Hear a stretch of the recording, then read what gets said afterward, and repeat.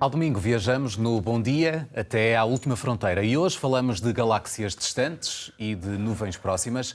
É como sempre com o Miguel Gonçalves. Olá Miguel, bom dia e bem-vindo. Bom dia. O cosmos é imenso, mas a existência de estruturas gigantescas é um problema cosmológico grave. É mesmo assim? É mesmo assim, é mesmo assim. E é muito curioso esta edição porque nós trazemos aqui todo um conjunto daquilo que os cosmólogos chamam de muralhas, grandes muralhas. O que é que isso é? São mega enxames de galáxias que fazem uma estrutura, no fundo, única quando olhamos com os nossos telescópios para o universo.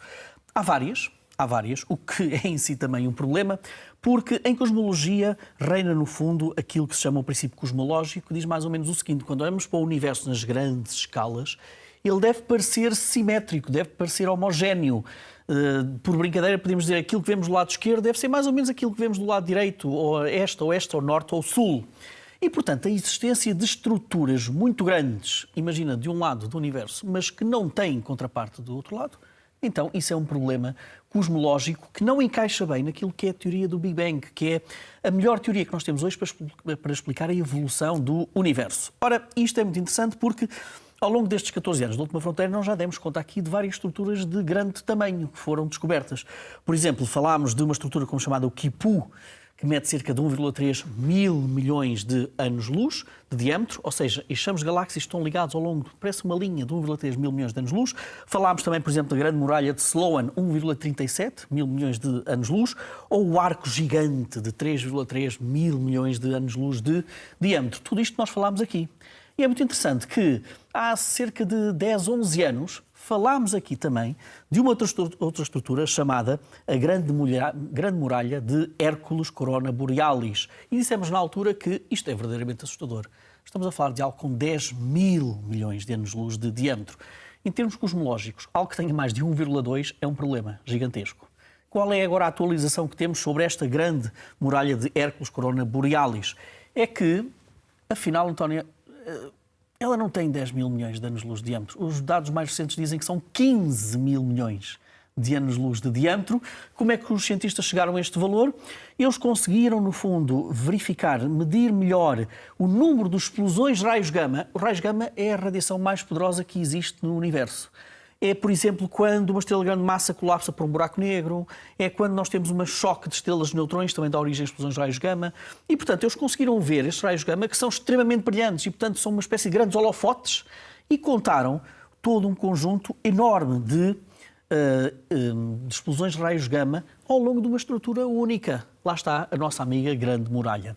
Ora, isto é um problema cosmológico porque, como eu disse há bocado, o princípio cosmológico em que se baseia a teoria Big Bang fica seriamente afetado com isto. Nós não conseguimos explicar um universo em que nós temos estruturas com este tamanho absolutamente descomunal. E, portanto, isto é mais uma dica que nos mostra que a teoria Big Bang ainda é a melhor que explica a evolução do universo, mas que tem aqui algumas questões que têm que ser melhor explicadas. Vamos continuar em coisas gigantescas, como, por exemplo, uma grande nuvem.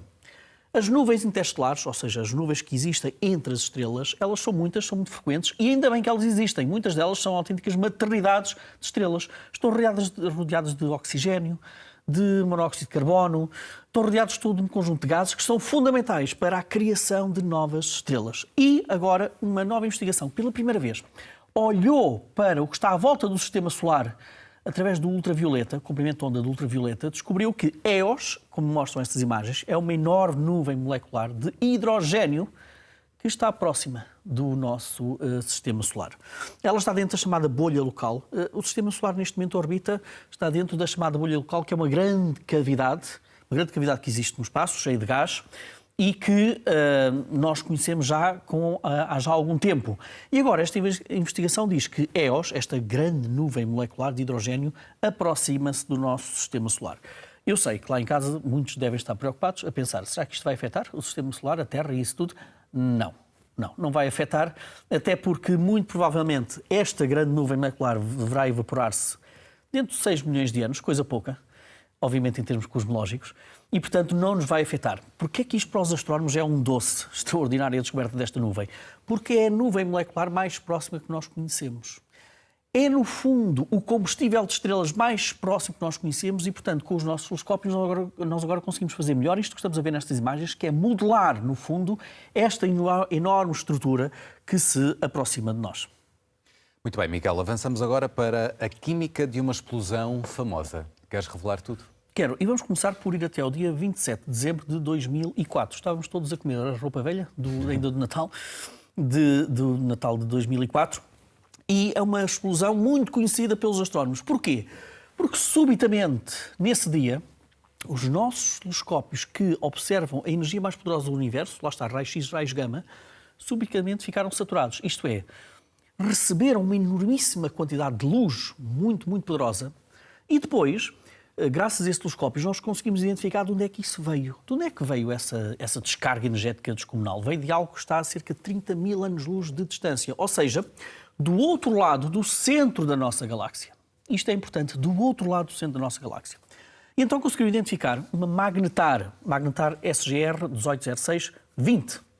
E o que é uma magnetar, como mostram estas ilustrações? Quando nós temos uma estrela de grande massa, no final da sua vida ela explode, uma supernova, e depois pode dar origem aos famosos buracos negros. Se não tiver tanta massa como isso, dá origem a isto que nós estamos a ver nesta ilustração, que é uma estrela de neutrões. Uma estrela de neutrões, como o próprio nome indica, é uma estrela degenerada. Isto é, já não tem uma estrutura atómica como nós conhecemos, neutrões, protões, eletrões. Não, aquilo é mesmo estrelas de neutrões extraordinariamente densos, António. É o mesmo que nós tivermos, por exemplo, uma estrela com massa do nosso Sol, reduzida a um diâmetro da distância entre o Porto e Espinho, mais coisa, menos coisa. E, portanto, são autênticos monstros do ponto de vista energético e do ponto de vista da densidade.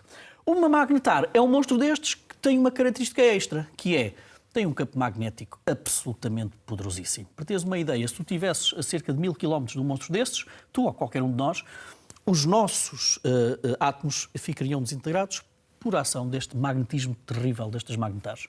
As magnetares têm muito mau temperamento. Têm também sismos à sua superfície, agitam-se.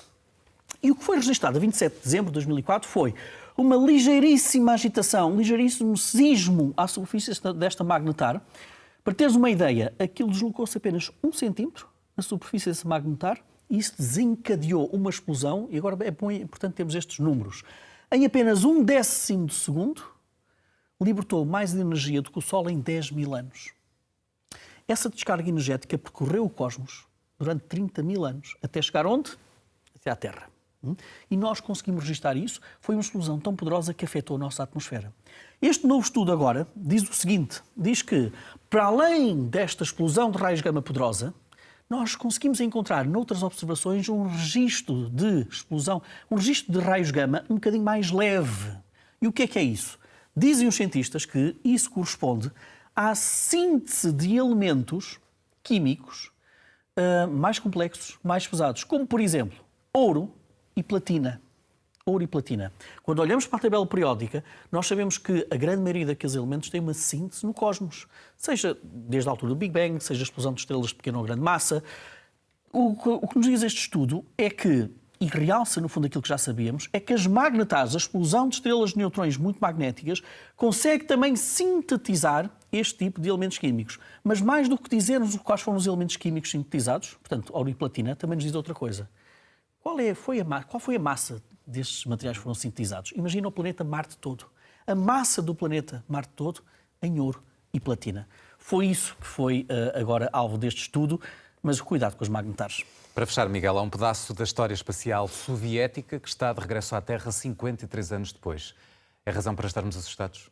Não, vamos começar por explicar. Em 1972, a União Soviética lançou a missão Cosmos 482.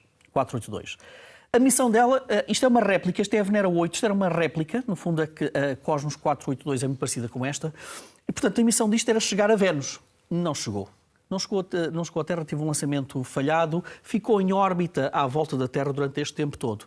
O que é que agora nós sabemos sobre aquele pedaço soviético que deveria ir para Vênus? É que ele vai reentrar no nosso próprio planeta, quando nós temos a estimativa que será por volta do dia 11 de maio.